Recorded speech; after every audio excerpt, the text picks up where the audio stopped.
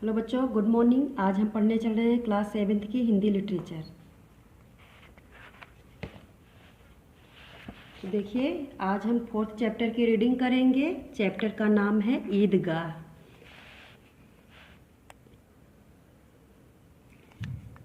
रमजान के पूरे 30 रोज़ों के बाद आज ईद आई है। कितना मनोहर, कितना सुहावना प्रभात है। वृक्षों पर कुछ अजीब हरियाली है, खेतों में कुछ अजीब रौनक है, आसमान पर कुछ लालिमा है। आज का सूर्य देखो कितना प्यारा, कितना शीतल है, मानो सारे संसार को ईद की बधाई दे रहा है। गांव में कितनी हलचल है।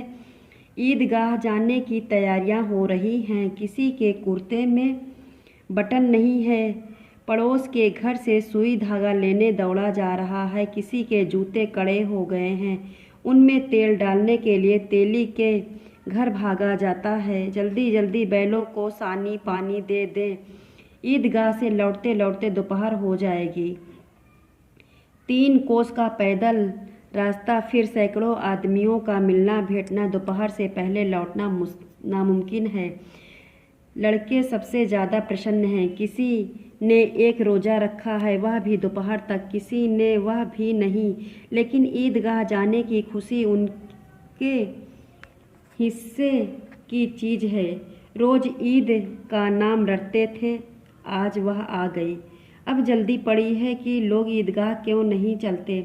उनकी अपनी जेबों में तो कुबेर का खजाना भरा हुआ है। बार बार जेब से अपना खजाना निकालकर गिनते हैं और खुश होकर खजाना फिर रख देते हैं। सबसे ज़्यादा प्रसन्न है हामिद, गरीब सूरत दुबला पतला लड़का जिसका बाप गत वर्ष हैजे की भेंट हो गया। फिर एक दिन माँ भी मर गई। अब हामिद अपनी बूढ़ी दादी अमीना के गोद में सोता है और उतना ही प्रसन्न है। उसके अब्बा जान रुपए कमाने गए हैं। बहुत सी थैलियां लेकर आएंगे। अम्मी जान अल्लाह मियाँ के घर से उसके लिए बड़ी बड़ी चीज़ें लाने गई हैं। इसलिए हामिद प्रसन्न है। और फिर बच्चों की आशा, उनकी कल्पना तो राई का पर्वत बना लेती है। हामिद के पाँव में जूते नहीं हैं, सिर पर एक पुरानी धुरानी टोपी है जिसका गोटा काला पड़ गया है। फिर भी वह प्रसन्न है। अभागिन अमीना कोठरी में बैठी रो रही है। आज ईद का दिन है और उसके घर में दाना नहीं। इस अंधकार और निराशा में वह डूबी जा रही है। किसने बुलाया था इस निगोड़ी ईद को। इस घर में उसका काम नहीं है, लेकिन हामिद उसे किसी के मरने जीने से क्या मतलब। उसके अंदर प्रकाश है, बाहर आशा। विपत्ति का अर्थ होता है बच्चों मुसीबत है। अपना सारा दल बल लेकर आए हामिद की आनंद भरी चितवन उसका विध्वंस कर देंगे। विध्वंस का मतलब होता है नष्ट कर देना, विनाश कर देना। हामिद भीतर जाकर दादी से कहता है, तुम डरना नहीं अम्मा, मैं सबसे पहले आऊँगा, बिल्कुल मत डरना। हमीदा का दिल कचोट रहा है। गांव के बच्चे अपने अपने माँ बाप के साथ जा रहे हैं। हामिद का बाप अमीना के सिवाय कौन है, उसे कौन अकेले मेले में जाने दे। उस भीड़ भाड़ में बच्चा कहीं खो गया तो क्या होगा। नहीं, अमीना उसे यूं ना जाने देगी। नन्ही सी जान 3 कोस चलेगा कैसे, पैरों में छाले पड़ जाएंगे। जूते भी तो नहीं हैं। कुल 2 आने पैसे बच रहे हैं। 3 पैसे हामिद की जेब में है, 5 अमीना के बटुए में है। यही तो बिसात है। और ईद का त्यौहार अल्लाह ही बेड़ा पार लगाए। गांव से मेला चला और बच्चों के साथ हामिद भी जा रहा था। कभी सबके सब दौड़कर आगे निकल जाते, फिर किसी पेड़ के नीचे खड़े होकर साथ वालों का इंतजार करते। हामिद के पैरों में तो जैसे पर लग गए हैं। वह कभी थक सकता है। बड़ी बड़ी इमारतें आने लगी। यह अदालत है, यह कॉलेज है, यह क्लब घर है। इतने बड़े कॉलेज में कितने लड़के पढ़ते होंगे। सब लड़के नहीं हैं जी, बड़े बड़े आदमी हैं। सच, उनकी बड़ी बड़ी मूछें हैं। हामिद के मदरसे में 2-3 बड़े बड़े लड़के हैं, बिल्कुल 3 कौड़ी के। रोज़ मार खाते हैं, काम से जी चुराने वाले।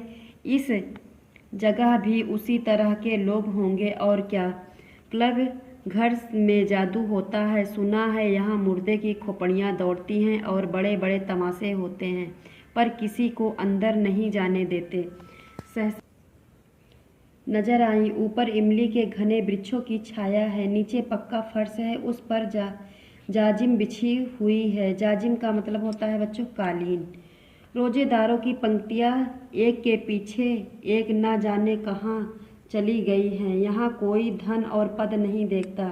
इन ग्रामीणों ने भी वजू किया और पिछली पंक्ति में खड़े हो गए। कितना सुंदर संचालन है, कितनी सुंदर व्यवस्था। हजारों सिर एक साथ सिजदे में झुक जाते हैं, फिर सबके हाथ एक साथ खड़े हो जाते हैं, मानो भातृत्व।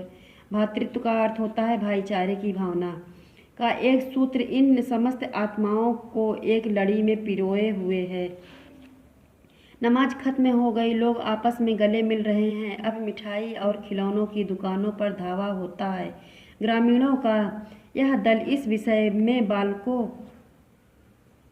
से कम उत्साही नहीं है। यह देखो हिडोला है, एक पैसा देकर चढ़ जाओ, कभी आसमान पर जाते हुए मालूम होगे तो कभी जमीन पर गिरते हुए। यह चरखी है, लकड़ी के हाथी घोड़े और ऊंट छड़ों से लटके हुए हैं। एक पैसा देकर बैठ जाओ और 25 चक्करों का मजा लो। महमूद, मुहस्सिन, नूरे और सम्मी इन घोड़ों और ऊंटों पर बैठते हैं। हामिद दूर खड़ा है, 3 पैसे ही तो उसके पास हैं। अपने कोष का 1/3 जरा सा चक्कर खाने के लिए नहीं दे सकता। अब चरखियों से उतरते हैं, अब खिलौने लेंगे। इधर दुकानों की कतार लगी हुई है, तरह तरह के खिलौने, सिपाही और गड़रिया, राजा और वकील, भिश्ती और धोबिन। वह लगता है अब बोलना ही चाहते हैं। महमूद सिपाही लेता है, खाकी वर्दी और लाल पगड़ी वाला, कंधे पर बंदूक रखे हुए मालूम होता है। अभी कवायद किए चला आ रहा है। मोहसिन को भिश्ती पसंद आया, कमर झुकी हुई, ऊपर मशक रखे हुए है, मशक का मुंह एक हाथ से पकड़े हुए, कितना प्रसन्न है, शायद कोई गीत गा रहा है, बस मशक से पानी उड़ेलना ही चाहता है। नूरे को वकील से प्रेम है, काला चोगा, नीचे सफ़ेद अचकन, अचकन की सामने की जेब में घड़ी, सुनहरी जंजीर, एक हाथ में कानून का पोथा लिए हुए मालूम होता है। अभी अदालत से जिरह या बहस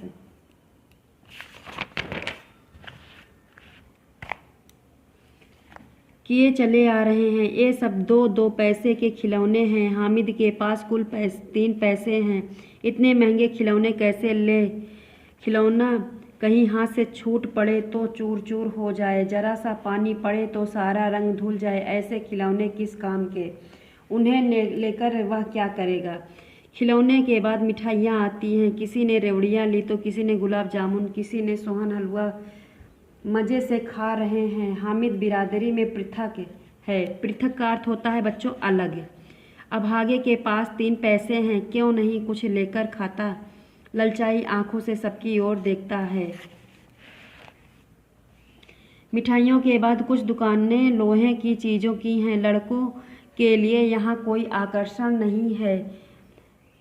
वे सब आगे बढ़ जाते हैं। हामिद लोहे की दुकान पर रुक जाता है। उसे ख्याल आया, दादी के पास चिमटा नहीं है। तवे से रोटी उतारती हैं तो हाथ जल जाता है। अगर वह चिमटा लेकर दादी को दे तो कितनी प्रसन्न होंगी। फिर उनकी उंगलियां कभी नहीं जलेंगी। ये घर में काम की एक चीज़ हो जाएगी। खिलौने से क्या फ़ायदा? व्यर्थ के पैसे खराब होते हैं। जरा देर ही तो खुशी होती है, फिर तो खिलौनों की और कोई आंख उठाकर भी नहीं देखता। चिमटा कितने काम की चीज़ है। रोटियां तवे से उतार लो, चूल्हे में सेक लो। अगर कोई मांगने आए तो चटपट चूल्हे से आग निकालकर उससे दे दो। अम्मा बेचारी को कहाँ फुर्सत है कि बाजार जाएं, और इतने पैसे ही कहाँ मिलते हैं। रोज़ हाथ जला लेती हैं। अम्मा चिमटा देखकर दौड़कर मेरे हाथ से लेंगी और कहेंगी मेरा बच्चा अम्मा के लिए चिमटा लाया है। हजारों दुआएं देंगी, फिर पड़ोस की औरतों को दिखाएंगी। सारे गांव में चर्चा होने लगेगी। हामिद चिमटा लेकर आया है, कितना अच्छा लड़का है। उसने दुकानदार से पूछा, यह चिमटा कितने का है? दुकानदार ने उसकी ओर देखा और कोई आदमी साथ ना देकर कहा, यह बिकाऊ नहीं है जी। हामिद, बिकाऊ क्यों नहीं है और यहाँ क्यों लाद लाए हैं? दुकानदार, बिकाऊ है क्यों नहीं हामिद, तो बताते क्यों नहीं कै पैसे का है? दुकानदार, 6 पैसे लगेंगे। हामिद का दिल बैठ गया, फिर भी हिम्मत करके बोला, ठीक ठीक कितने पैसे लोगे?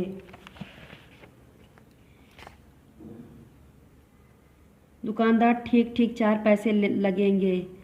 लेना हो तो लो, नहीं चलते बनो। हामिद ने कलेजा मजबूत करके कहा, 3 पैसे लोगे, और आगे बढ़ गया कि दुकानदार की घुड़की ना सुने। लेकिन दुकानदार ने घुड़कियां नहीं दी, बुलाकर चिमटा दे दिया। हामिद ने उसे इस तरह कंधे पर रखा मानो बंदूक हो, फिर शान से अकड़ता हुआ साथियों के साथ आया।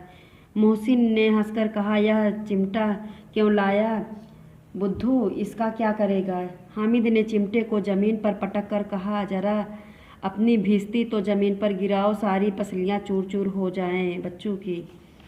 महमूद बोला, यह चिमटा कोई खिलौना है? हामिद, खिलौना क्यों नहीं है, अभी कंधे पर रखा बंदूक हो गई, हाथ में लिया फकीरों का चिमटा हो गया। चाहूँ तो इससे मंजीरे का काम भी ले सकता हूँ। एक चिमटा जमा दूँ तो तुम लोगों के सारे खिलौने की जान निकल जाए। तुम्हारे खिलौने कितना ही जोर लगाएं, मेरे चिमटे का बाल भी बांका नहीं कर सकते। बहादुर शेर है मेरा चिमटा। सम्मी ने खजरी ली थी, प्रभावित होकर बोला, मेरी खजरी से बदलोगे? 2 आने की है। हामिद ने खजरी की ओर उपेक्षा से देखा। चिमटे ने सभी को मोहित कर लिया, लेकिन अब पैसे किसके पास धरे हैं? फिर मेले से दूर निकल आए हैं। धूप तेज हो रही है, घर पहुंचने की जल्दी है। बड़ों से जिद करे तो भी चिमटा नहीं मिल सकता। हामिद है बड़ा चालाक, सच ही तो है। खिलौनों का क्या भरोसा, टूट फूट जाएंगे। हामिद का चिमटा तो बना रहेगा वर्षों। मोहसिन ने कहा, जरा अपना चिमटा दो, हम भी देखें।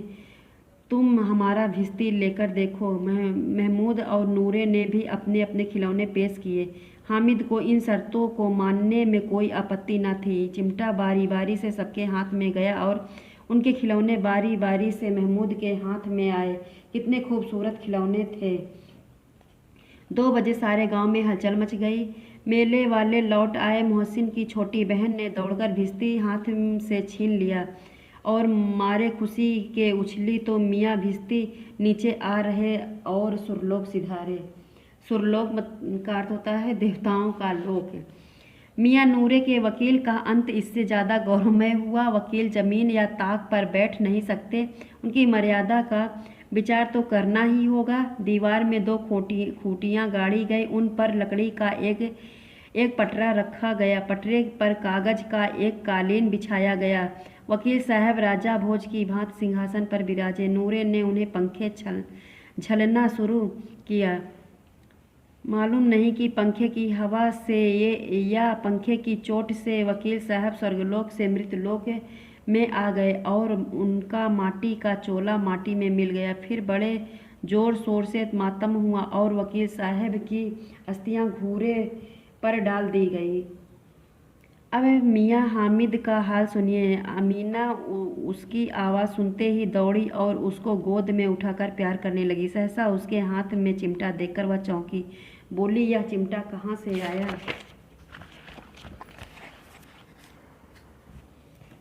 मैंने मोल लिया है। कै पैसे में? 3 पैसे में। अमीना ने छाती पीट ली। यह कैसा ना समझ लड़का है कि दोपहर हुआ, ना कुछ खाया ना पिया। लाया क्या चिमटा? सारे मेले में तुझे और कोई चीज़ ना मिली जो यह लोहे का चिमटा उठा लाया? हामिद ने अपराधी भाव से कहा, तुम्हारी उंगलियां तवे से रोटी उतारते समय जल जाती थी, इसलिए मैंने लिया।